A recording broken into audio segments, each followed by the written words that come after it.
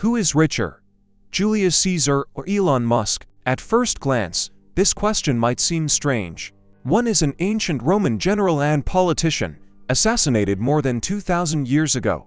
The other is a modern billionaire, founder of Tesla, SpaceX, and other high-profile projects. But if we mentally place them in the same time and space, who would be richer? Comparing wealth accumulated in different eras is difficult, but let's try to figure it out.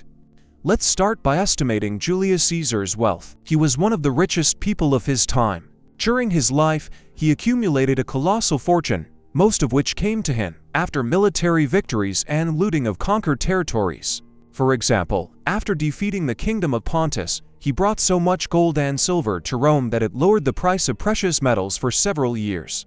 According to various estimates, his wealth in today's money could be anywhere from $10 to $50 billion.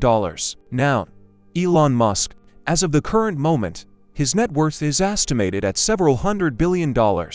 His main source of wealth comes from shares in Tesla and SpaceX. At the same time, his net worth heavily depends on stock market fluctuations and can change depending on market conditions. Musk is not just rich, he is one of the richest people in human history, if we count in today's money. But here's an interesting point.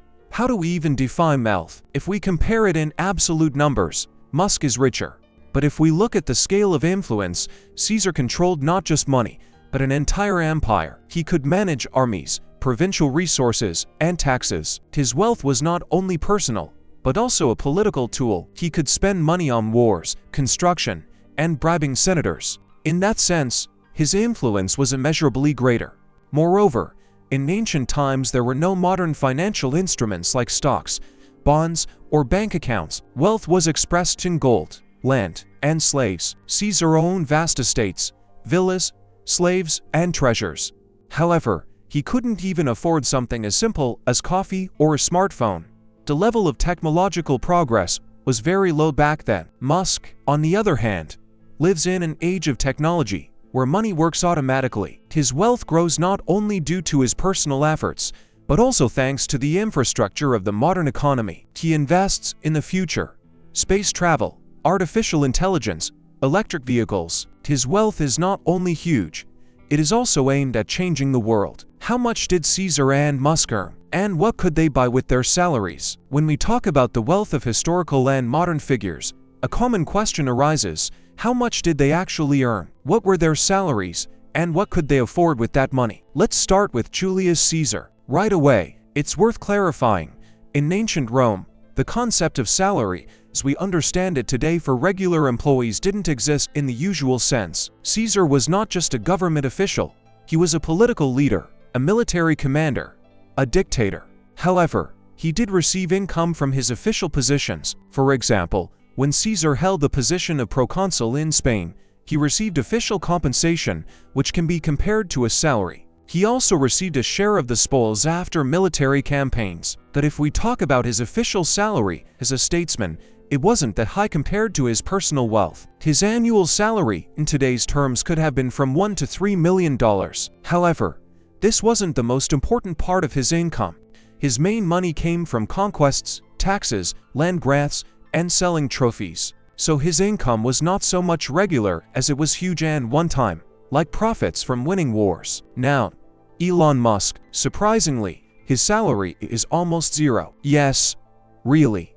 According to official data, Musk does not receive a salary from Tesla or SpaceX. Instead, he earns income in the form of stock options, which depend on the company achieving certain financial goals. So, if we talk about monthly salary, Caesar earned more in nominal terms than Musk. But this comparison is like comparing apples to oranges. Because Musk doesn't live off a salary, his wealth grows thanks to the rising value of the companies he owns. What could they buy with their money? Julius Caesar could afford everything that existed in his world: villas, slaves, land, armies, feasts for the entire city, building temples and amphitheaters. He could buy entire provinces, pay for the maintenance of legions, and even organize grand gladiator fights. However, despite the huge sums, he couldn't buy electricity, the internet, an airplane, or a smartphone.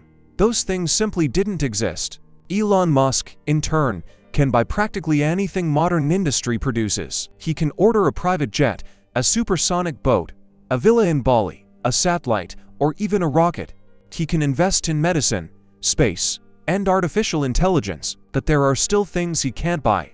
For example, immortality, a fully functional artificial intelligence, or a complete colony on Mars. If we talk about purchasing power, Caesar had enormous power in his world, but it was limited by technology. Musk has less direct power in a literal sense, but much more opportunity thanks to advanced infrastructure, science, and technology. So, who earned more, Caesar or Musk? If we talk about formal salary, Caesar earned more than Musk, who technically receives almost nothing. But if we talk about real possibilities, Musk has much greater purchasing power. He can afford not just gold and slaves, but technologies that change the world. As for what they could buy with their money, Caesar could buy everything that existed in his time, but couldn't even buy a simple refrigerator. Musk can buy almost anything that exists in the modern world, but can't buy, for example, eternal life or a fully built colony on Mars. Thus, if we compare salaries and opportunities, Elon Musk is richer in practical terms. But Julius Caesar was rich in a way no one can be rich today. He wasn't just wealthy, he was a lawgiver and ruler. Wealth is not just money. When we talk about wealth, it's important to understand that it is not only about money. It's about influence, opportunities, access to resources, and the ability to control them. In this context, the comparison becomes even more interesting. Julius Caesar lived in an era where wealth was physical: gold, silver, land, slaves, and harvests. He could see his wealth with his own eyes, in chests of coins, in estates, in the army he maintained at his own expense. His wealth was tangible, but limited by the technology and infrastructure of the time. Elon Musk, on the other hand, owns digital and equity-based wealth. Most of his fortune is not in banknotes or ingots, but in shares of companies that exist in digital form. This is abstract wealth, yet it allows him to control projects that can change the course of history, from space flights to artificial intelligence. Another important point is inflation and the value of money in different eras. Even if Caesar was incredibly rich in his time, his wealth in today's money cannot compare to the scale of today's billionaires. After all, back then there was no electricity, internet, or air travel. What seems like everyday life today was impossible even for all the gold in the world back then. Also worth noting is how Caesar earned his wealth. Through conquest and violence. His fortune was the result of war, looting, and colonization of new territories. Musk's path is different. He earns money through technology, innovation, and market capitalization. Although there are controversial aspects here as well, such as criticism of working conditions at Tesla factories or the impact of SpaceX on the environment, wealth has always been not only financial, but also a cultural symbol. Julius Caesar was not just a rich man, he became a symbol of power, strength, and the grandeur of the Roman Empire. His name became generic. Caesar in various languages came to mean emperor. His wealth reinforced his legend and gave him the chance to leave a mark in history. Elon Musk is also building his legend. He is not just a businessman, he is a cultural phenomenon. His image of a man who wants to colonize Mars, accelerate technological development, and even connect the brain to the internet is already shaping the future. His wealth is not just money, it is an investment in image, in ideas, in the myth of a man who changes the world. However, Caesar was rich in his time, and his wealth was absolute within the framework of his world.